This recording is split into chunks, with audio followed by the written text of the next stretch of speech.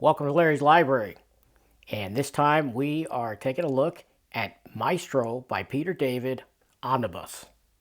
I always like to call this one the unofficial sixth volume of the The Incredible Hulk by Peter David Omnibus series. Numerically, that ended with volume 5. If you haven't seen my review of that, I will link it up above or somewhere. I always point the wrong direction in these. This one has a $125 MSRP. But as always, as I like to say, don't be an incredible chump. Get it from a good online retailer, a discounter, my favorite being InStockTrades.com, where you can get it, at the time of the shoot, you can still get it for $77.50. So, much better than $125. This one has 960 pages. So, of course, this is written by Peter David, the entire thing. The entire thing almost. There is one story not by Peter David, but they did throw it in there just to be a Maestro completist, so you get that one too. Now the art, I'm not going to name all the artists because there's a whole lot of artists involved here, but I'm going to hit some highlights. You've got George Perez, which of course does the original Maestro story that started this whole thing, and you have some stuff by Chris Cross, mainly the Captain Marvel issues that are included here. You have Dale Keown, the great Dale Keown. Love seeing him up here. You have German Peralta. Hopefully I got that pronunciation right because he's a good artist. Greg Land and Daniel Valdez and others. There's more.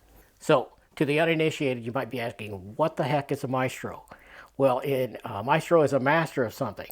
Usually I think of it in musical terms. A maestro at the piano is how I always think of that word, a master pianist.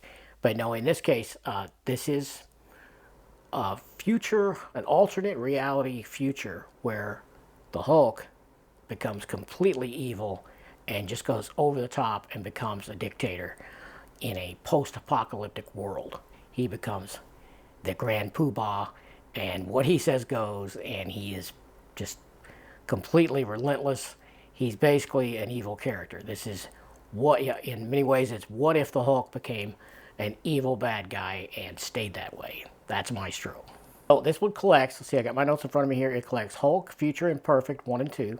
That's the original 2-issue story that started the whole thing. That was the first appearance of the Maestro, of the Hulk as the Maestro.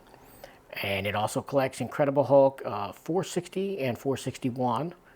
The Captain Marvel, the 1999 Captain Marvel series by Peter David. It collects issues 27 through 30 of that. You have Spider-Man 2099, the 2014 series. You got issues 9 and 10 of that. And then you have Future Imperfect 1 through 5, another Future Imperfect series. It came years later. Maestro 1 through 5. Maestro War and Pax 1 through 5. Maestro World War M 1 through 5. Then you have some issues of the Exiles, the 2001 series. You've got 79 and 80. Abominations 1 through 3, and material from Hulk Broken Worlds, issue 1, and Secret Wars Battle World, issue number 4. So you have stuff that started in the early 90s, the original Hulk Maestro Future Imperfect, all the way to some stuff well into the 2000s. But it's all Maestro material. And 98% of it, 99% of it is written by the great Peter David. So that's what we've got in this one. So as I like to do on these, I took notes as I was reading this volume, and I'm just going to read some of the notes I have here while showing you some hopefully gorgeous art samples that I took straight from the pages of the book. So first thing I noted here was that the crisscross art from the Captain Marvel stuff is nice line work. He's got some good faces, but he has some very occasionally odd anatomical choices, a little over-the-top extreme for my taste. But not bad overall, not bad. Now, within the pages of this Captain Marvel Genisville comics, that's the incarnation of Captain Marvel you see in here, we learn about 3 different incarnations of Rick Jones. And so that was pretty trippy, and that was kind of cool. And I didn't know a whole lot about that before because I did not read that version of Captain Marvel. I mean, I knew of it, but like I say sometimes in these videos, you can't buy everything and you cannot read everything. You just can't. So That's one I just sort of skipped out on, and I got to dip into that within this omnibus. Another note I have here is the Battle World tie-in mini, The Future Imperfect. The stuff that's included here from that is, well, it's the best Greg Land art I've ever seen. Now, I've been pretty critical of Greg Land in the past, so I feel like I need to give him his due when he does something that I perceive as better. It looks like in the sampling I have in this omnibus, it looks to me like he actually made a concerted effort to break out of that mold of tracing from pornography, and often he traced from some Sports Illustrated covers. That was investigated in some of the Newsarama forum threads from 15 years ago. I think you can still find that, but they actually busted him on some of that, and he just would trace some well-known covers and some lesser-known covers like Sports Illustrated to get his renditions of some of the characters he would draw. And he would do this over and over and over, and he would copy and paste ad nauseum. I'm still not a fan of Greg Land, but I have to say this that miniseries, yeah, like I said, it's the best Greg Land stuff I've ever seen, and it looks like he kind of broke out of that mold a little bit, especially on some of these backgrounds. If you take a look at that, really excellent work. So, gotta say, a big improvement in my mind. Made some notes here on the Secret Wars Battle World number 4. Has some great art by Daniel Valadez. Really good stuff. Maestro 1 through 5, artist German Peralta. May not have that pronunciation correct, but pretty good art there too.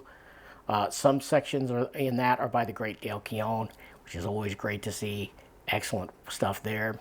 In that one, we learn the origin of the Maestro, and we find out that the Hulk was not the first Maestro.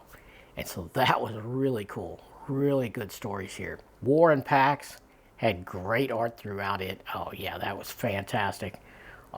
Great story involving Dr. Doom. I always like seeing Doom appear. And the Pantheon, you see them again. Yeah, so you see a lot of cues from the Peter David Hulk run. If you've read that whole thing, which I hope you have by the time you get to this, yeah, it's good stuff. It draws on those plot threads from back then and sews everything up and shows you yet another glimpse into this dark, apocalyptic, alternate reality future. The Maestro thing is a lot like the X-Men's Days of Future Past. It has that kind of vibe to it, but this is within the Hulk's sphere of characters and supporting cast. Now, there is some rough spots in the art in here, and I was not really a fan of the non-Peter David written stuff that was thrown in. In fact, I couldn't even finish some of that. I just kind of breezed through it to get to the better Peter David stuff. And some of the artwork, like I said, was not good. So, you know, there was some rough spots here and there. But overall, I'm giving this one a 7 out of 10. And if you are a big Peter David fan, you're going to want to get it for the Peter David content, which is the majority of the book. And despite some rough spots with some of the art, overall it was very entertaining, and I liked it, and I do think it's worth picking up. If you're a Peter David fan, for sure, and you're a Hulk fan, you're going to want to get this. I give it 7 out of 10, and I hope you like taking a quick look at this, and I will see you next time.